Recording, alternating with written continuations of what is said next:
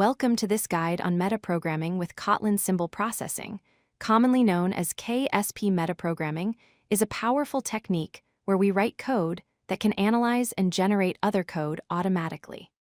KSP is Kotlin's modern tool for compile-time code generation, allowing developers to create lightweight compiler plugins that process Kotlin programs efficiently. Throughout this tutorial, we'll explore how KSP enables us to automate repetitive coding tasks and build more maintainable applications through compile-time metaprogramming. KSP stands for Kotlin Symbol Processing API, and it's a tool designed specifically for compile-time metaprogramming in Kotlin.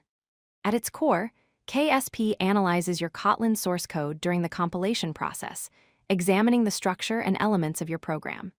It can then automatically generate new source files based on what it discovers. Think of it as an intelligent assistant that reads your code and writes additional code for you.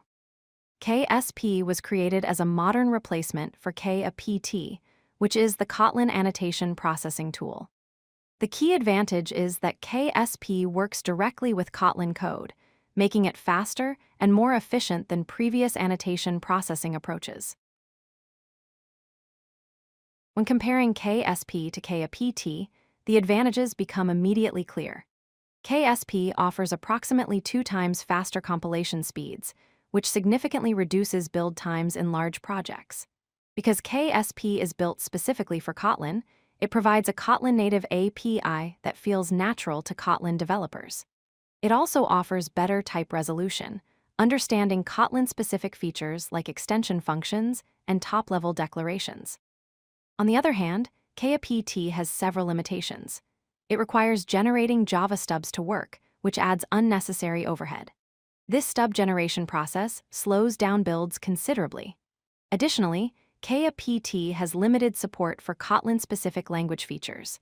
The fundamental difference is that KSP processes Kotlin code directly without converting it to Java first, making it the superior choice for modern Kotlin development. KSP is built on 3 core components that work together seamlessly. First, we have symbols. Symbols are representations of code elements in your program, such as classes, functions, properties, and parameters. They provide a structured way to access and inspect different parts of your codebase. Second is the resolver.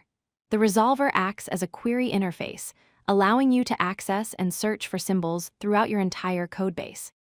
It helps you find specific classes, functions, or properties based on various criteria. Third, we have the visitor pattern. Visitors allow you to traverse the symbol tree systematically, moving through your code structure to extract the information you need.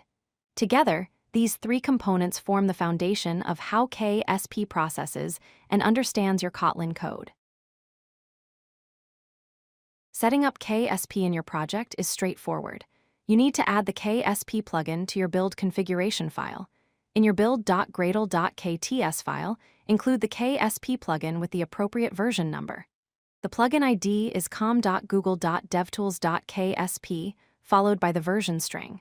Next, add the KSP dependency to your dependencies block. You'll need the SymbolProcessing API library from Google. The dependency path is com.google.devtools.ksp:/SymbolProcessing API, followed by the matching version number. Once these 2 elements are configured in your build file, KSP is ready to use in your project, and you can start creating SymbolProcessors. Every KSP processor begins with a SymbolProcessorProvider. This is a factory class that creates instances of your actual SymbolProcessor. To implement it, you create a class that implements the SymbolProcessorProvider interface. The provider has one required method called create, which receives a SymbolProcessor environment as a parameter. The environment object contains important tools you'll need, particularly the code generator and logger. Inside the create method, you instantiate and return your custom processor, passing along the code generator for file creation and the logger for debugging messages. This provider pattern allows KSP to manage the lifecycle of your processors efficiently, creating them at the appropriate time during compilation. The SymbolProcessor Interface is where the actual processing logic lives. It defines 3 key methods. The most important is the process method, which receives a resolver as its parameter and returns a list of KS annotated elements. This is where you write the code to analyze symbols and generate new files. The process method is called during compilation, potentially multiple times across different rounds. The finish method is optional and gets called after all processing rounds are complete, useful for any cleanup tasks. Similarly, the onError method is optional and handles error scenarios. Most of the work happens in the process method, where you'll query for symbols, analyze them, and generate code based on what you find. To process annotations, you use the resolver inside your process method. The resolver provides a powerful method called getSymbolsWithAnnotation, which takes the fully qualified name of an annotation as a string parameter. This returns a sequence of all code elements marked with that specific annotation. You can then filter these results to focus on specific types, such as class declarations. Once you have the symbols you're interested in, you can iterate through them using forEach. For each symbol, you can extract information about the class, its properties, functions, and other characteristics.